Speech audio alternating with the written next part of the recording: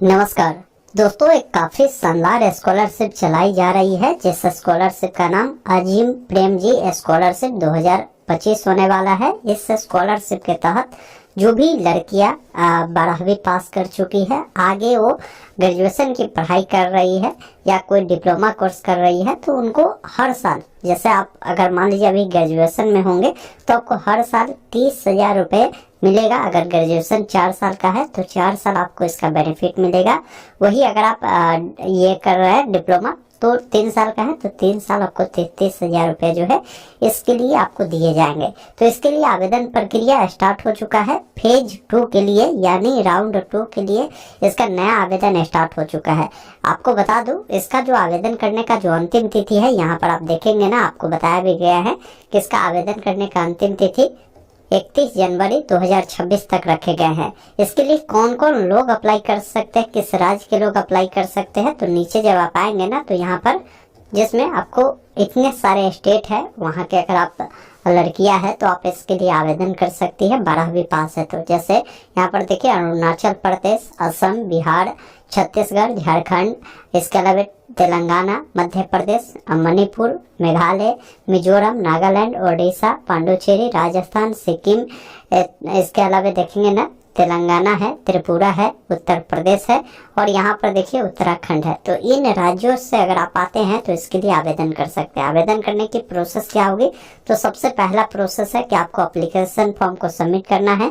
फिर आपका जो एप्लीकेशन फॉर्म है वो रिव्यू किया जाएगा। रिव्यू होने के बाद आपका जो भी जानकारी और जो भी डॉक्यूमेंट देंगे वो सही पाया जाता है तो आपको जो 30,000 रुपये मिलेगा उस 2 इंस्टॉलमेंट पे मिलेगा। 15,000 कर आपको ये राशि मिलेगी। फिर अगर आपको सेकेंड ईयर में इसका बेनिफिट लेना है तो फॉर्म को आपको रिन्यू करना होगा, ये ध्यान रखिएगा। बाकी यहाँ पर सारा जो है डेडलाइन बताए गए हैं। जैसे अभी जो है सेकेंड राउंड के लिए आवेदन चल रहा है तो सेकेंड राउंड का जो आवेदन प्रक्रिया है यहाँ पर देखिए जनवरी 2026 तक चलेगी। फर्स्ट राउंड जो हुआ था सितंबर 2025 में आवेदन हुआ था। फिर इसका जो एप्लीकेशन है वो रिव्यू होगा, ये फरवरी से लेकर जुलाई 2026 के बीच होगा। फिर आपका जो भी ये राशि मिलनी है वो राशि अप्रैल 2026 तक आपको देखने को मिल जाएगा। फिर अगर आपको स्कॉलरशिप के लिए रिन्यू करना है तो दिसंबर 2026 में आप इसको रिन्यू कर सकते हैं। अब यहाँ पर एलिजिबिलिटी बताया गया है तो यहाँ पर देखिए सिर्फ इस स्कॉलरशिप का लाभ जो गर्ल्स है उनको मिलेगा, वो भी वैसे गर्ल्स जिन्होंने 10वीं 12वीं पास कर आगे यानी 25 से 26 सेशन में वो रेगुलर मोड में फर्स्ट ईयर में अभी किसी भी ग्रेजुएशन वाले कॉलेज में नामांकन लिए हैं या कोई डिप्लोमा वाले कोर्स में आपने नामांकन लिया फर्स्ट ईयर में है, तभी आप अप्लाई कर सकते हैं। चाहे वो कॉलेज आपका प्राइवेट हो या गवर्नमेंट हो, रिकॉग्नाइज होना जरूरी है, ये भी आपको ध्यान रखना है। तो ये सारी चीजें हैं जिसको आप एक बार आप समझ सकते हैं। बाकी आपको अप्लाई करना है तो यहाँ पर ऑप्शन आपको दिए गए हैं रजिस्टर का, जिस पर आपको क्लिक करना है। अब यहाँ पर आपसे पूछता है कि जो है यहाँ पर सबसे पहला चीज है कि जेंडर बताए, तो यहाँ पर आपको जो है महिला सेलेक्ट करना है। फिर पूछता है कि क्या आपने 10वीं जो कक्षा है ये गवर्नमेंट स्कूल से पास किया है, तो आपको एसनो में वो जानकारी देना है। 12वीं कक्षा अगर आपने गवर्नमेंट स्कूल से पास आउट किया है तो आपको एसनो में उसके बारे में जानकारी देना है। फिर यहाँ पर पूछता है कि जो आपने जो है 10वीं 12वीं इन राज्यों में से पास आउट किया है तो आपको एसनो में जानकारी यहाँ पर आपको देना है। फिर यहाँ पर पूछता है कि 25-26 एकेडमिक ईयर में आप कहीं से डिग्री या डिप्लोमा कोर्स कर रहे हैं तो इसमें वो जानकारी देंगे और चेक एलिजिबिलिटी पर क्लिक करना है। फिर इस प्रकार बताएगा कि आप इस स्कॉलरशिप के लिए पात्र है या नहीं है, वो चीजें आपको बता देगा। फिर यहाँ पर बताएगा भी कि इसका आवेदन करने का जो अंतिम तिथि है 31 जनवरी 2026 तक है, तो इस डेट से पहले तक फॉर्म को भर लेना है। फॉर्म भरने के लिए यहाँ पर सबसे पहला चीज है कि आपको अपना मोबाइल नंबर देकर सेंड OTP पर क्लिक करना है। जो भी OTP मिला है उससे डालने के बाद वेरीफाई OTP पे क्लिक करेंगे। इस प्रकार आपका मोबाइल नंबर सक्सेसफुल वेरीफाई हुआ, ओके वाले विकल्प पर क्लिक करें। फिर यहाँ पर आपका जो भी मैट्रिक के जो मार्कशीट या सर्टिफिकेट है उस पर जो भी आपका नाम है, आप अपना जो नाम है पूरा लिखेंगे। फिर यहाँ पर पूछता है कि जो भी आप SMS प्राप्त करना चाहते हैं, किस लैंग्वेज में चाहते हैं वो बताएंगे। अपना आधार नंबर देंगे, आधार नंबर को दोबारा डालेंगे। फिर यहाँ पर जो है 12वीं जो पास आउट किया है किस राज्य से आपने किया है वो आपको बताना है। फिर 12वीं आपने जो किया है, किस जिले से पास आउट किया है, सभी जिला का नाम मिलता है। आपको अपना जिला का जो नाम है आपको सिलेक्ट कर लेना है। यहाँ पर आपको पासवर्ड अपना क्रिएट करना है, जिसमें ABCD का बड़ा अक्षर, छोटा अक्षर, कोई भी सिंबल, कोई भी अंक उपयोग करना है। उसी पासवर्ड को दोबारा डालना है और रजिस्टर वाले विकल्प पर आपको क्लिक करना है। आपके सामने ये टर्म एंड कंडीशन आएगा, इसको पहले चेकबॉक्स पर टिक कर कंफर्म वाले विकल्प पर क्लिक करेंगे। इस प्रकार बताएगा कि आपका रजिस्ट्रेशन सक्सेसफुल हो चुका है। आप ओके वाले विकल्प पर क्लिक करें और यहाँ पर आपके सामने लॉगिन पेज आएगा। बाकी आपने जो भी मोबाइल नंबर दिया है ना, उस पर आपको जो है एक यूजर आईडी, पासवर्ड तो आपने बनाया है वो तो पता ही होगा, लेकिन यूजर आईडी आपके नंबर पर मिल जाते हैं। उसको फिल कर पासवर्ड को डालकर लॉगिन करेंगे। लॉगिन करते ही इस प्रकार देखेंगे ना, आपके सामने डैशबोर्ड आएगा, जहां पर बोला गया है कि आप अपना जो इन्फॉर्मेशन है उसको कंप्लीट करिए। तो इसके लिए प्रोसीड वाले विकल्प पर क्लिक करेंगे। फिर आपका जो भी नाम है देखने को मिलता है। यहाँ पर जेंडर आपको कंफर्म जो है करना होगा। उसके बाद जो भी डेट ऑफ बर्थ है, कैलेंडर मिलता है। सबसे पहले आपका जो भी साल हो, यहाँ से आप साल को सिलेक्ट करेंगे।